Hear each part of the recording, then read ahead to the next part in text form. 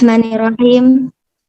Assalamualaikum warahmatullahi wabarakatuh. Di sini kami dari kelompok 5 akan mempresentasikan materi yang membahas tentang fungsi, tujuan, dan peran pembelajaran tematik pada anak sekolah dasar. Sebelumnya, izinkan saya memperkenalkan anggota kelompok 5 yang terdiri dari saya sendiri, Fitri Wulandari, dan ada rekan saya yang bernama Cynthia Permatasari, Nindi Eka Agista, Vina Maufiro, Ira Ami Maharani. Nah, untuk yang pertama akan menjelaskan fungsi peran pembelajaran tematik SD atau MI di masa sekarang dan di masa yang akan datang. Pada masa ini pembelajaran di SD atau MI masih sama menggunakan tematik karena Menteri Pendidikan masih menggunakan sistem tersebut pada pembelajaran setiap harinya. Berikut penjelasannya.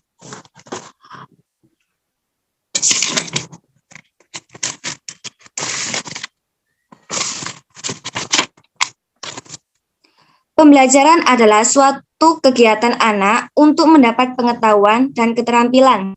Tematik adalah konsep umum yang dapat disatukan menjadi satu bagian. Pembelajaran tematik adalah kegiatan pembelajaran dengan menyatukan dari setiap materi pembelajaran di berbagai bidang studi ke dalam satu tema atau topik. Fungsi pembelajaran tematik.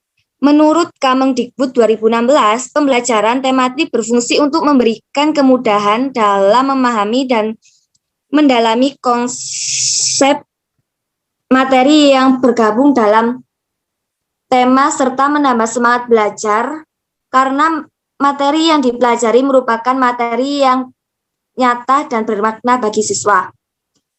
Dari penjelasan Kemendikbud di atas dapat saya simpulkan, pembelajaran tematik ini memiliki fungsi untuk memudahkan siswa dalam memahami konsep materi pembelajaran yang berhubungan dengan tema yang membangun semangat belajar karena materi yang dipelajari bersifat nyata dan bermanfaat bagi siswa. Penjelasan selanjutnya akan disampaikan oleh teman saya.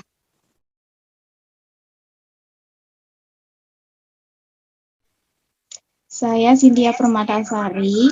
Saya akan menjelaskan tujuan pembelajaran tematik. Pembelajaran tematik memiliki beberapa tujuan, yaitu 1.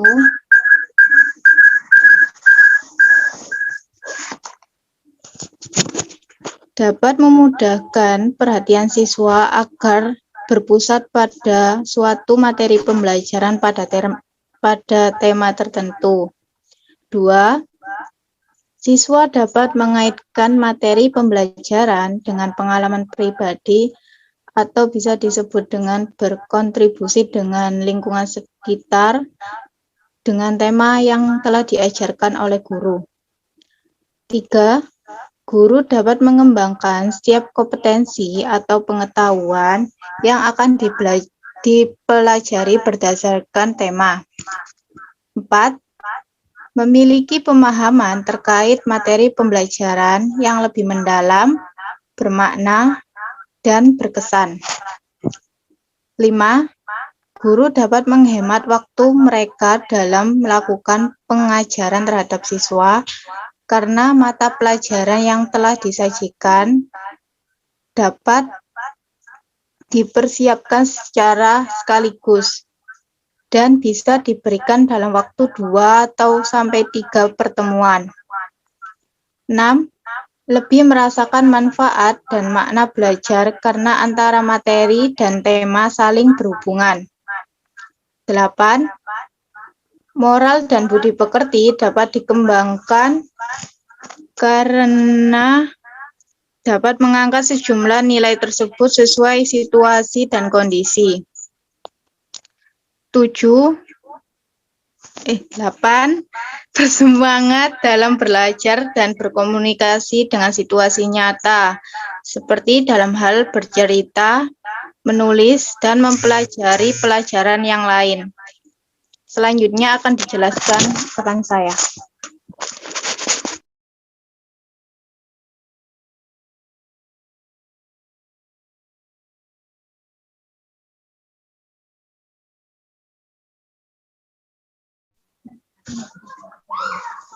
Saya Vina Mafiro. Di sini saya akan menjelaskan tentang karakteristik pembelajaran tematik.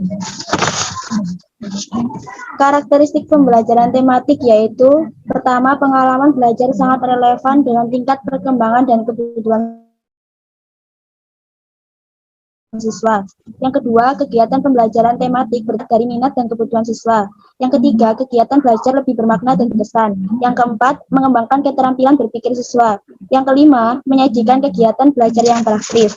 Selain itu, pembelajaran tematik memberikan pengalaman bermakna kepada peserta didik secara utuh.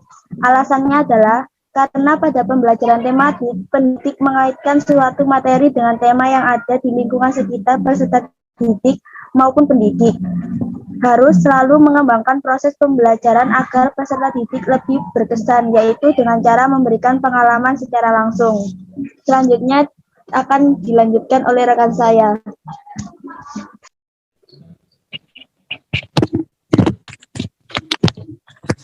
Saya Irami Maharani akan menjelaskan prinsip-prinsip dan peran pembelajaran tematik. Yang pertama, yakni prinsip.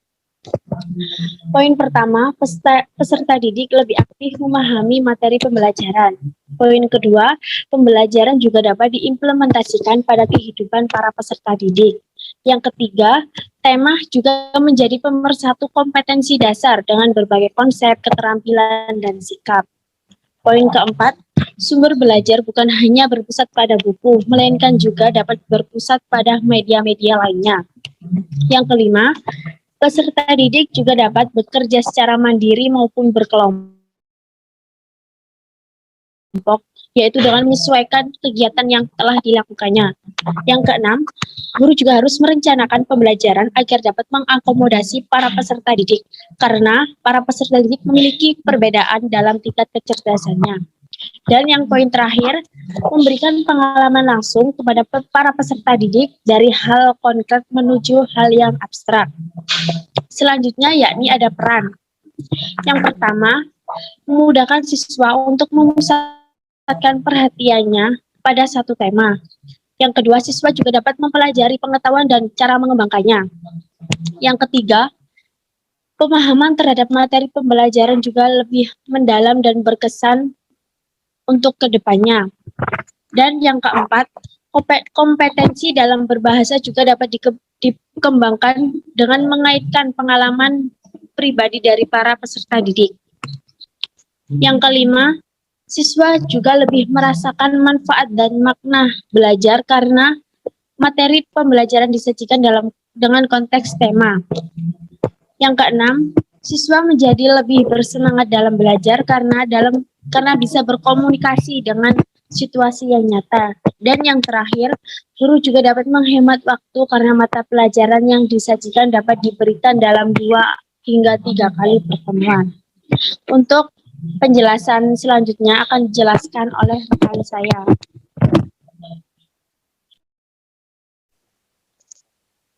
Kelebihan dan kekurangan pembelajaran tematik. Yang pertama, kelebihan.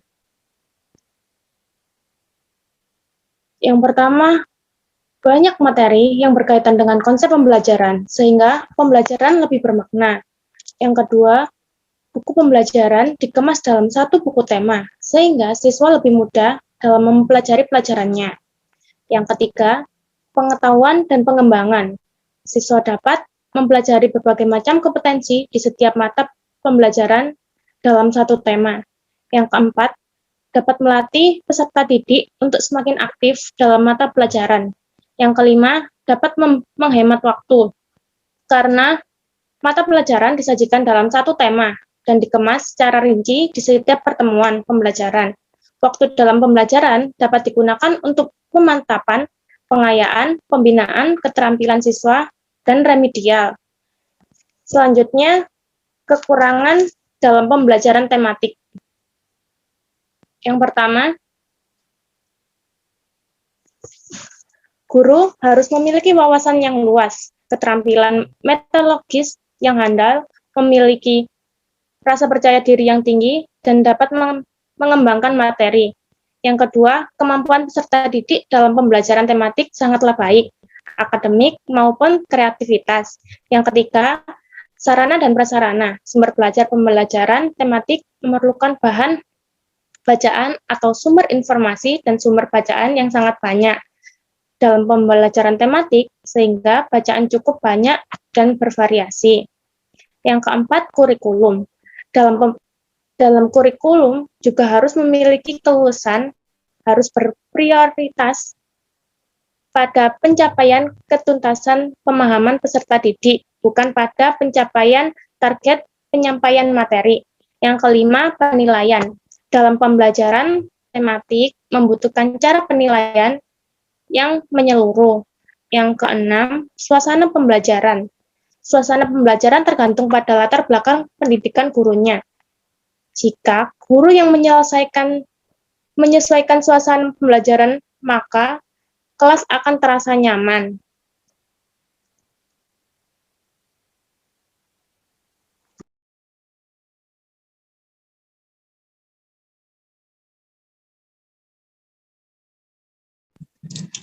Sekian presentasi dari kelompok 5.